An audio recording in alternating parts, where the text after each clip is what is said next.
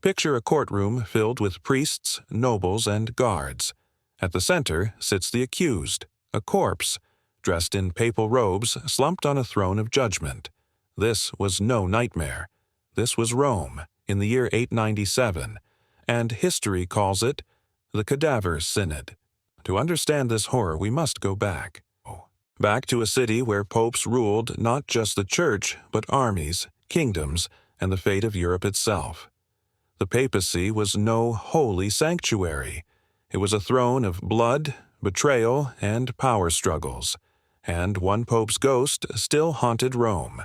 His name was Formosus. Once a bishop, accused of ambition and treachery, yet he rose to become head of the Catholic Church. But Formosus made enemies. He crowned the wrong kings. He played politics in a game where betrayal meant death. When Formosus died in 896, his body was laid to rest in St. Peter's Basilica. Rome thought the story was over, but his successor, Pope Stephen II, thought otherwise. Stephen burned with hatred for Formosus. Even death would not protect his rival. 9 months after burial, Formosus's coffin was torn open, his decaying corpse dragged back into the light. The stench of death filled the air, flesh already rotting, bones stiff with decay. Yet his body was dressed again in papal robes. The corpse was placed in a chair, crown on its head, staff in its lifeless hand. The pope on trial was already dead. The audience gasped at the spectacle.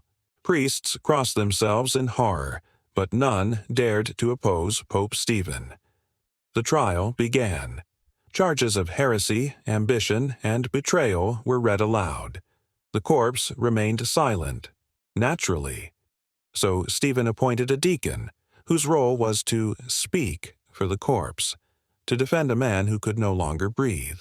Imagine the grotesque theater. Questions shouted at a rotting cadaver, a terrified priest forced to answer on its behalf. Witnesses gagged at the smell of decay. Some swore they saw worms crawling from the robes. Still, the trial continued. Pope Stephen raged at the corpse, his voice echoing through St. Peter's, spitting fury at the lifeless Formosus. Of course, the verdict was never in doubt.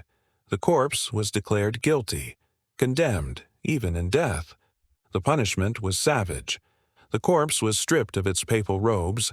3 fingers of its right hand were cut off, the very fingers once used to bless the faithful, now hacked away, forever silenced. The body was tossed aside like garbage, first buried in a common grave, then exhumed again, dragged through the streets, and hurled into the Tiber River.